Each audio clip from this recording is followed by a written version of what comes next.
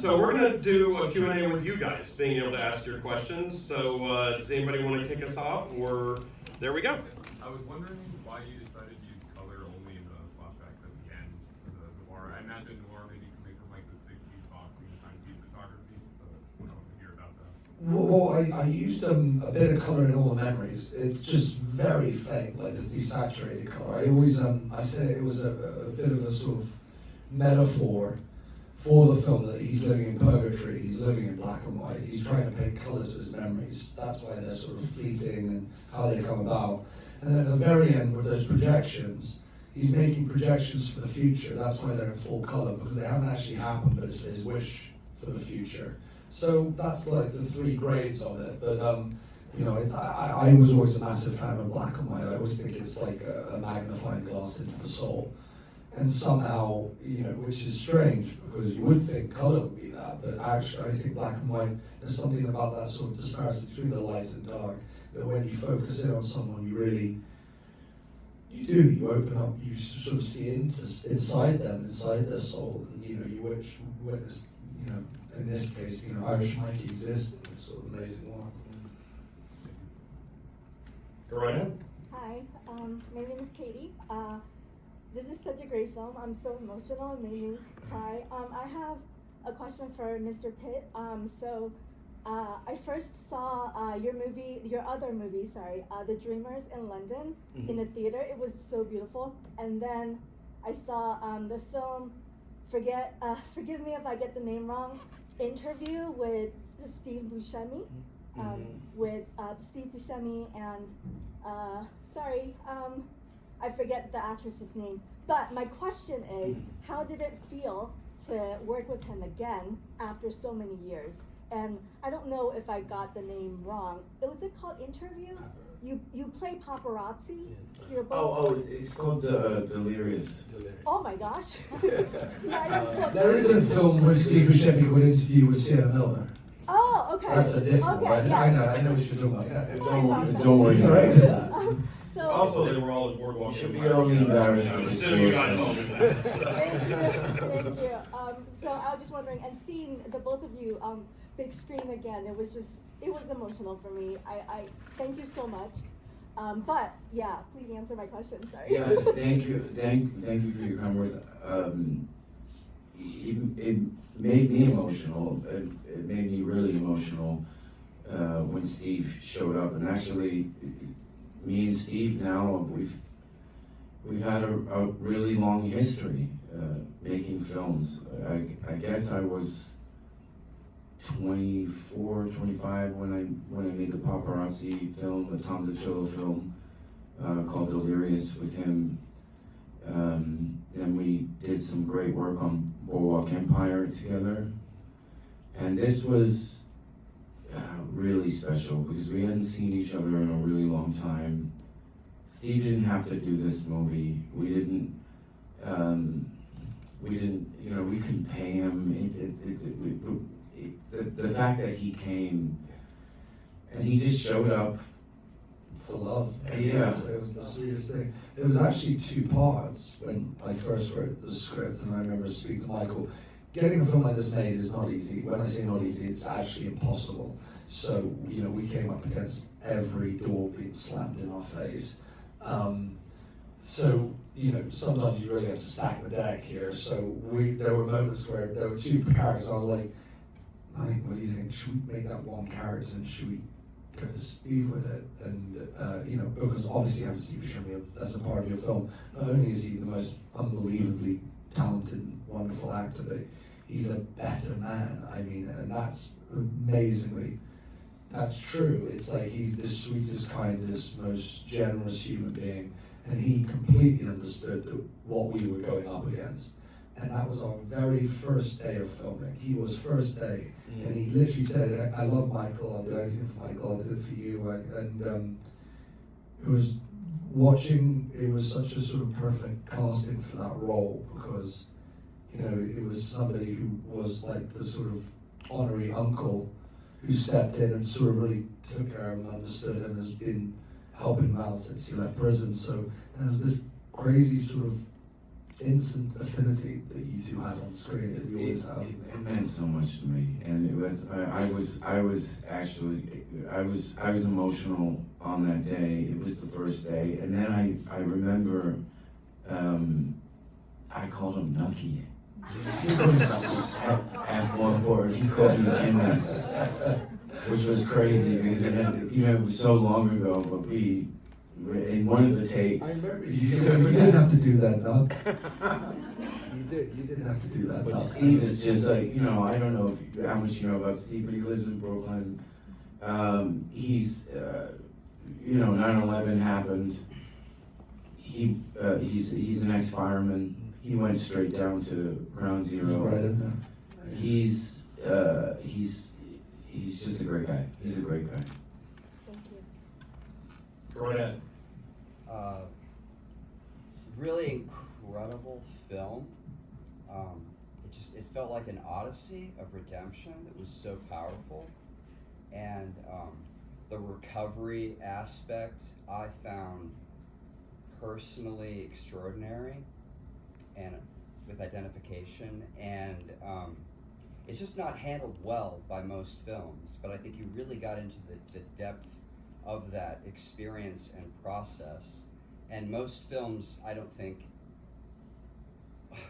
would even address these aspects. But what a beautiful flow to the film, just going throughout the day, all these touchstones of the past, of regret, making amends when possible, and kind of trying best to clean up and reconcile the past. And I was just praying the movie wouldn't end when they walked towards the ring, because that could have been a great ending.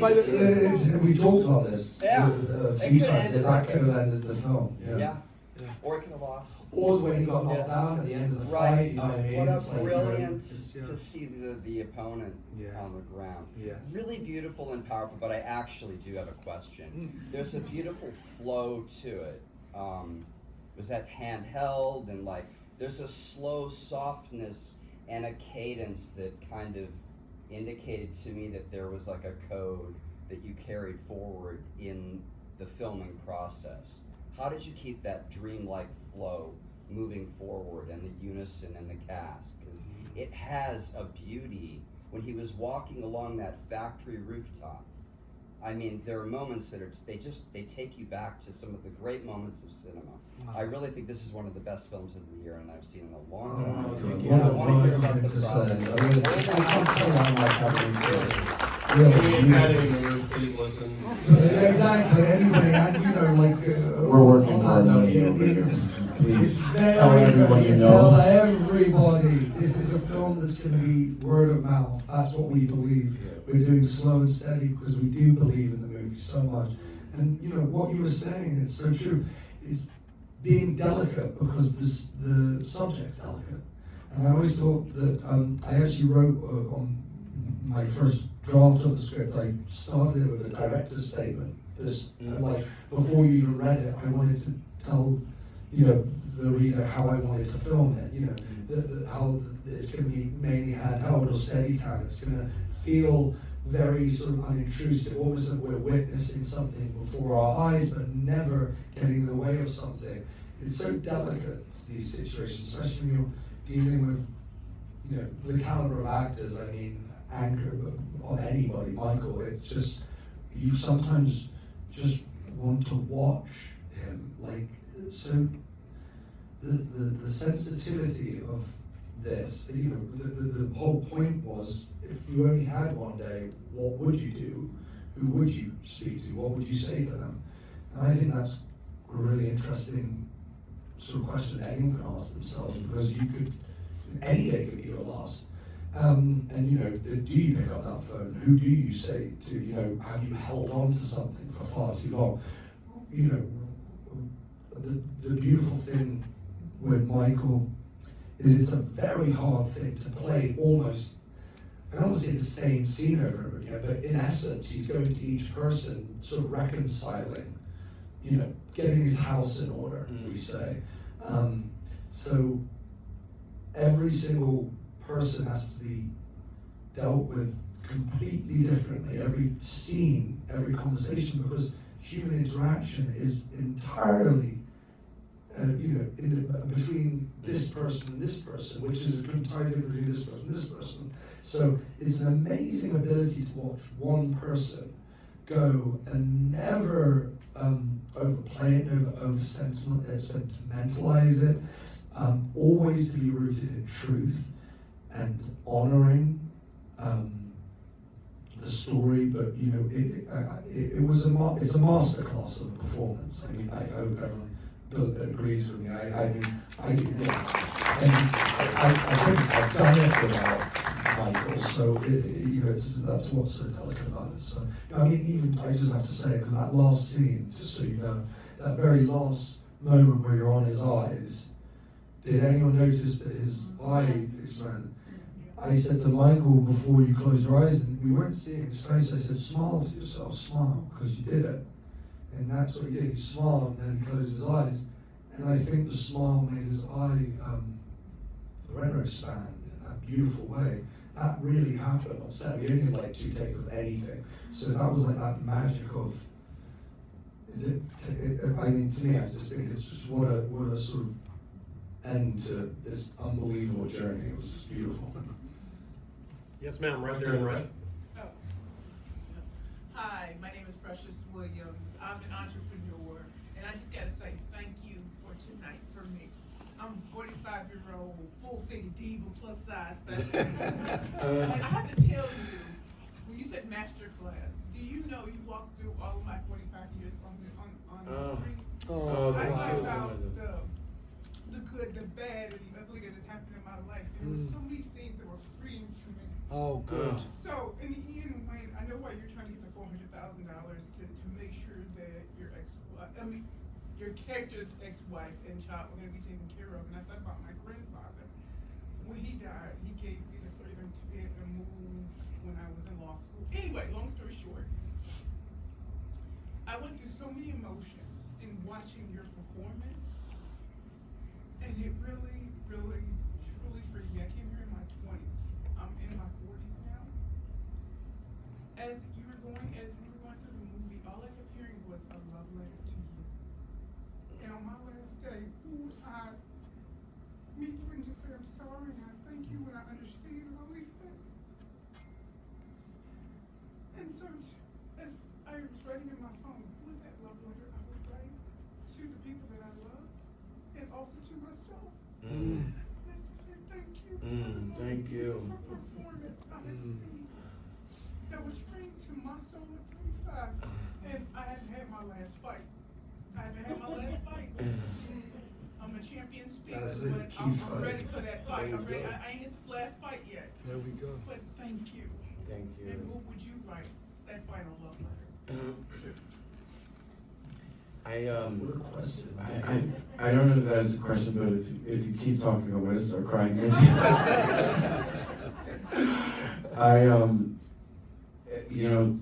It's a testament to what Jack has put together here.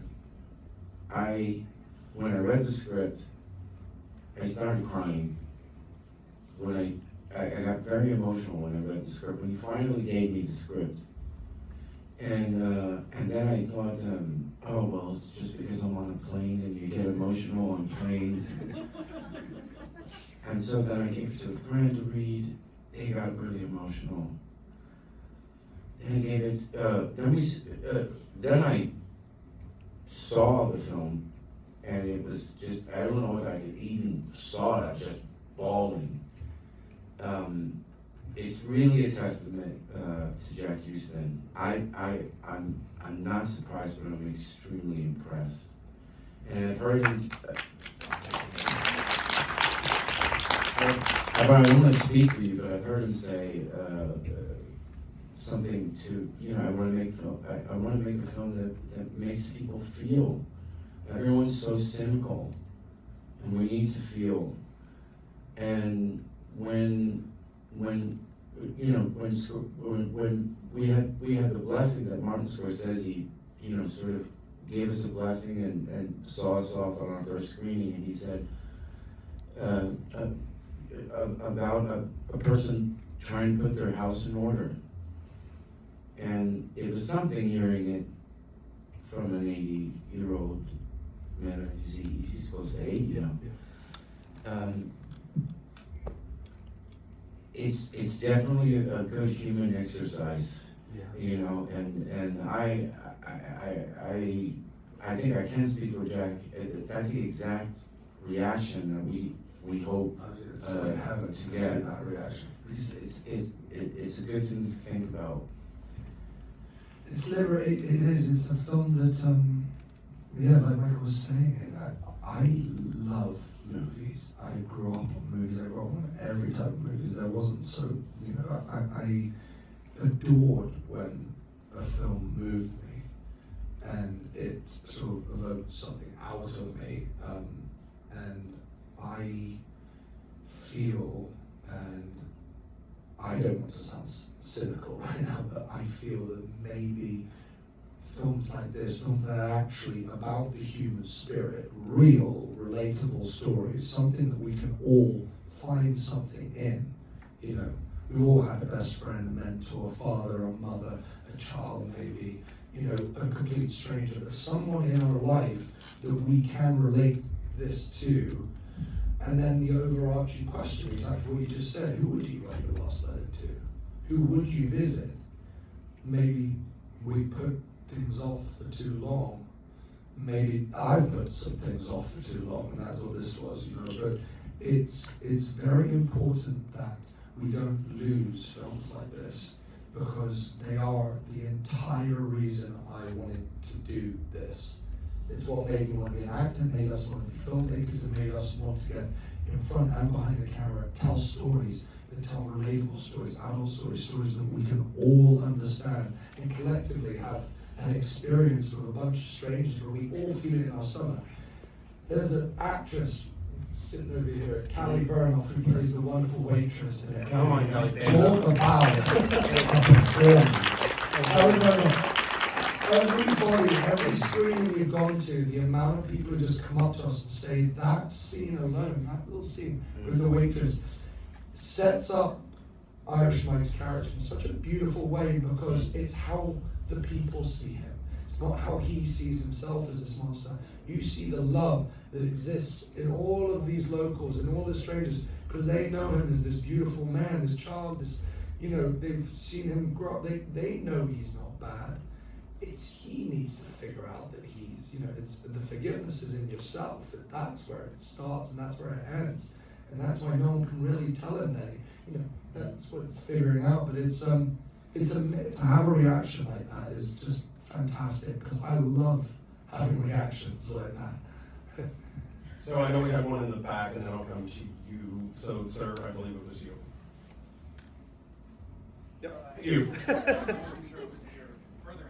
Yeah, I got you. Thank you so much for this. It was great. I just wanted to piggyback on the gentleman up front. I was so fulfilled and moved by the time they were about to fight that and as a long time fight coach myself and someone in the industry. In fact, it was great to see our good friend Tim Gallen playing the referee up there. Oh, great! Yeah. Amazing. But I was actually really nervous about how you guys were gonna do the fight, how you're gonna shoot the fight.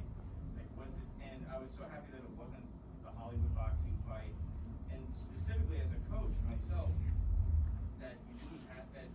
The coach-Mike relationship was so tender, there, and quiet, which really, to me, made the difference and showed how important this was.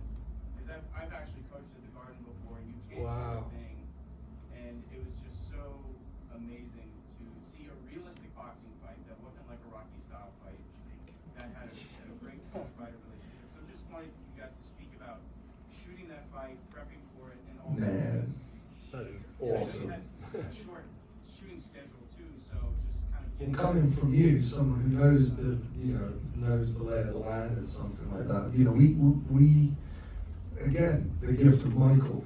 It's Jack walked into about 3 or 4 rooms. They said, we'll give you about, you know, millions of dollars, but Michael Pitt cannot play this. And he walked out of the room. Yeah, you can Many only do it times, one it was person. not easy for him to put me into this film. So much to the point where I was, you know, kind of saying, Jack, you know, it's important that you make your film. And I don't want to be the reason that you don't. And he wouldn't listen to me. Because there's times that he doesn't listen to anyone. And it's like watching a great fighter just getting hit and coming right back, and just persistence. And that's you in the ring. And so yeah, you You know, as a fighter. That's flattering and also really intimidating. And so, you know, I had said to him, we have to do something for the fight. Yeah. The audiences are too smart. They've seen everything. They've seen. We have to make contact. Keep the fight at the end of the film, close to the end of the film. We won't have to worry if I get hurt, and I'll fight. I'll fight for it. Like keep on Cameron moving. opposite, and you know we had amazing Mike Piles who's, but you know, Mike barely had to do anything because Mike Piles barely had to do anything because Michael. You know what you see up there, they're kind of beating the shit out of each other in the craziest way. But you know, we had 3 cameras, we were moving it around. We didn't have any time. We had a day and a half to do that entire fight, 1.5 days.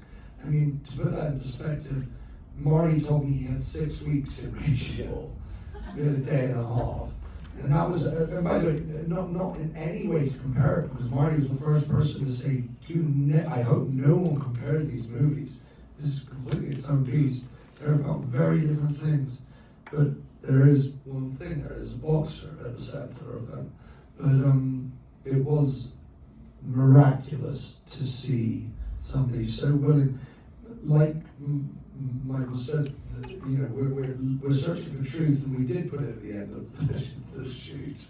Because, you know, of course something could happen, obviously nothing drastic, but you know, it's very important when you don't have much time that people completely trust your vision, because it's all going to be in the edit, and that is why we were able to do that. Is Michael was willing to go and just fight for hours. I don't think he ever heard action or cut. He basically he was just going at it. I was there putting the fight together, doing it in stages, saying we're at this stage here, we're moving up this stage, we're up to this stage, but it was grueling, brutal, and unbelievable. So you know, I didn't train. I trained as a boxer, Yeah. and so we went through a couple teams actually, because it was very hard for people to get on board with that.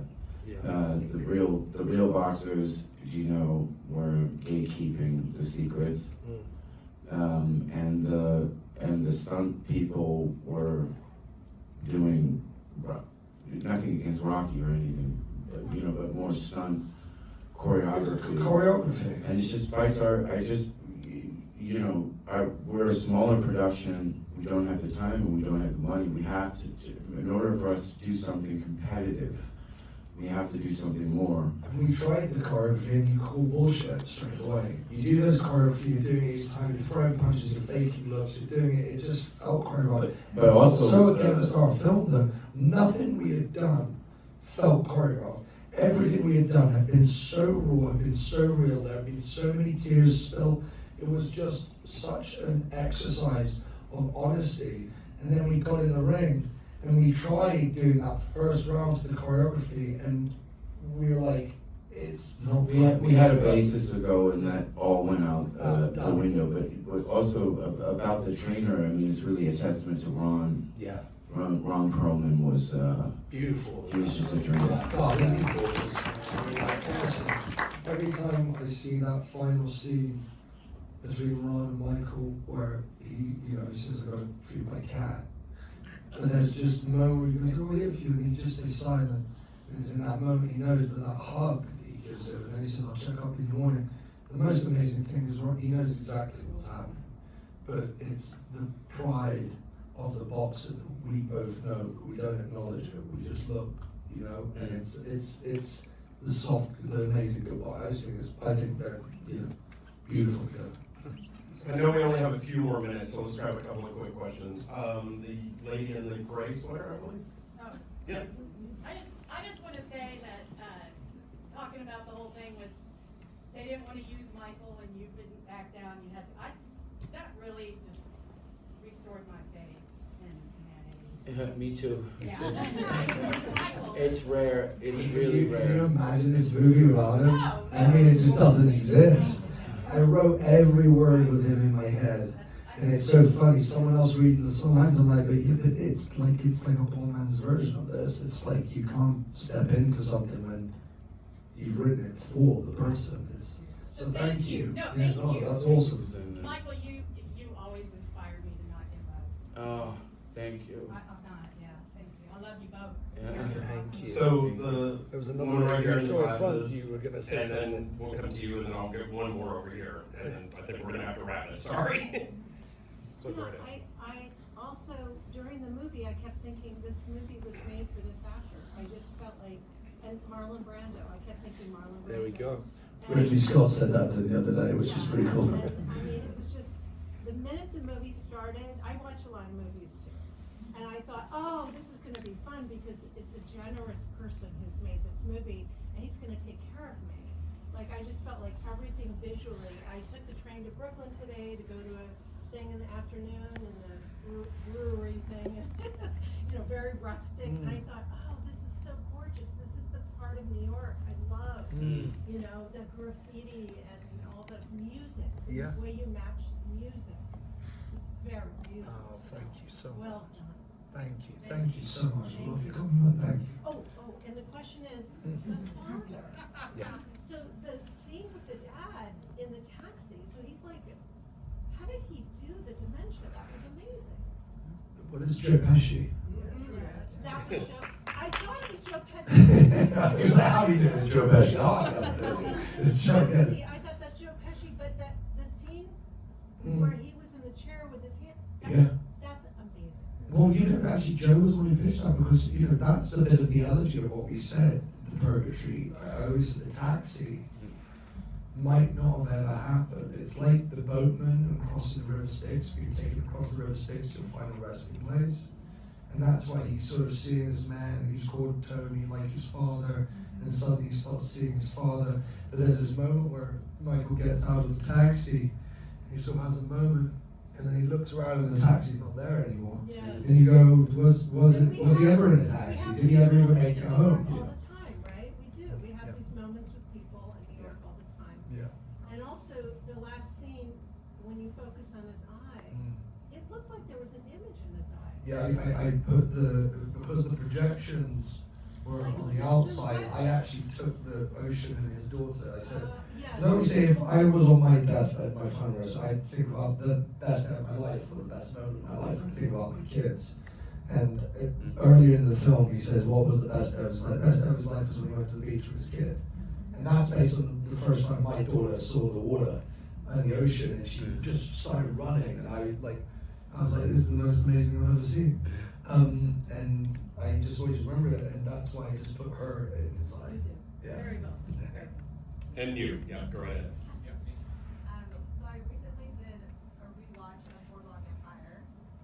So fantastic to see you two together again. And I wanted to know, how is the dynamic different between working as co-actors and scene partners, and now director, actor? How did that feel? And having the long-standing relationship like you did with Buscemi, how did that lend itself to feeling comfortable with each other? Was it too comfortable? Was it, was it hard to draw boundaries? How was it? I said this before. I realized in making this film, it's been a long time since I was allowed to just be an actor, to just trust my director, to not be a writer, to not be a producer, to not be talking about other people's performance or fame or this was so organic. Me and Jack did some great work together on Boardwalk, and so when he came and talked to me about this project, I never really thought. It's not that I didn't think it would happen. I thought I was helping a friend sort of work through an idea that was in his head, because we talked about the idea and we talked about it some more. I never really thought that, you know, I would necessarily play it. But then he presented me the script. He kept saying, I want you to play it. And I said, okay, all right, that's okay. Like, let's work on it some more. Here's the You figures, know, let's that's see it. how it goes. But then when I got the script, I was blown away.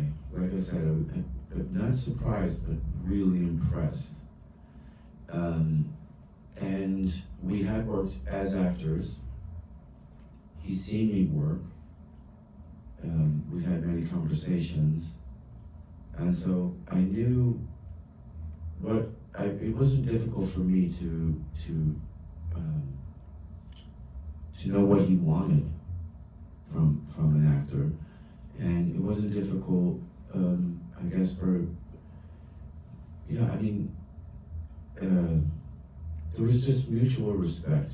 There was a lot of mutual respect, and I was so happy to see him in the director's chair, and I was very happy that he set it up for me to just be an actor. He didn't want me to be involved in anything else, and I was like, oh, well, I mean, it was a really Basically, it was love of trust. We talked about everything, like we got deep on that stuff, so. You guys already watched the movie. Callie hasn't even seen the film. She's going to see 7:30. Oh my god! I know we're going to miss the beginning. Oh, yeah, no, well, I mean, we can sort of on that, but that's. I love you, Kelly. You're the greatest. Oh my god. Congratulations. Oh, she's just unbelievable. I love you so much. Honestly, what an absolute dream. Okay, we're gonna go upstairs Okay. now. Bye. Bye. She has to see her amazing performance. Okay. All right, I'm sorry, we've Thanks, already guys. just one question Yes, left, yes, yes, so, sorry. let's see, who haven't we gone to? Yes, ma'am, right there, yes. Yes, I'm just curious, how long, film the whole movie, and, it's so sad, like, do you feel that sad when you're playing those parts, and does the whole crew get sad? How do you Such a good question. Does it get worse, like, as time moves on and it's so sad, Also, I'm curious, how long does it take to write something like this? And when you write it, do you map it all out in advance, or does some surprising stuff just happen that you didn't even know about? Just so anyway. Okay, I'm gonna go from the beginning to, okay, so we had 20 days to shoot the movie, which is kind of, it was not much time. That's why you have to have the sort of best of the best. So you weren't Because sad you're for quick. that long? 20 days. Okay. We talked about the idea for a long time, but when I actually wrote it in 10 days. And I did it as a conscious stream of thought, so I never went back on myself. I said, get to the end. I said, just write. So no And matter. I was like, whether it was a mistake or not, I just said, get to the end. Because what I was doing was taking myself on that journey with Michael in my head, in essence. So It read like that too, like almost a very quick, the script, not to interrupt, but like reading it did really read as though it's almost stream of consciousness, very quickly done. and then once we have that as a basis, then we were able to sort of go back and tinker and play around a bit, say, oh, that works, that might not, little things. But it's very interesting. At least it's one's first reaction, gut reaction, is what takes you certain places, and the structure of it didn't change. That structure was always, I knew how I'd start the film, I knew how I'd end the film. And that was, open exactly how you start, open and close. That's it. Line, going up, pushing down. Nice, just sort of like, that's sort of great to just have those two bookmarks. So, Also, I love it when you mention the Hitchcock. oh yeah. I mean, just as the last point, it's funny because, I didn't actually reveal in the original draft that something, that he had the ailment, that he had the aneurysm. And you find that out from a doctor, while he's in the ring when he gets knocked down, and that's when you see the scene. But Alfred Hitchcock, being the sort of genius that he was, said something very interesting. They played very well in this, which was two people having a conversation at a table, that's one thing. You put a bomb under that table, the conversation becomes something very different. So, you know, that was the bomb that made every single conversation that much more heightened, because I think without the knowledge that he was possibly, you know, as we know, walking towards his final moments on this earth, without that knowledge, it can feel a little over-sentimentalized, like, you know, like what am I going and talking about, things like that. You do need, as an audience, understand that, because you want to be in his corner from the beginning, so that was... But it's also from an actor's point of view. I mean, that's from like a writing point of view. Even if the audience is not aware of the bomb under the table, the actor has to play it. Yeah. So for an actor, it's for me, I love when you quote that, because I think it's, you know, that's a metaphor for good writing, and I mean, that's an example of it. I mean, every scene is charged. There's a bomb under the table, and so everything is intensified, and that's dramatic. And also, as an actor, that's a good stuff. By the way, it's better the second time you see it. All right, please continue again. Please, guys, please, I'm going to say this is a really weird one to ask, but if you feel like going and giving us a bunch of stars and writing something about this, it helps this movie so much. It's a small movie, it's a black and white movie, but it's filled with heart, and we are so appreciative. I honestly mean this, for every single person who comes and watches this film, and especially if it does move you, please, please tell people about it. It's so important, because I want people to make movies like this. I want to go and watch more movies that make me feel something. So please, please, please, thank you. Thank you, please. Thank you all very much for coming out. Thank you so much.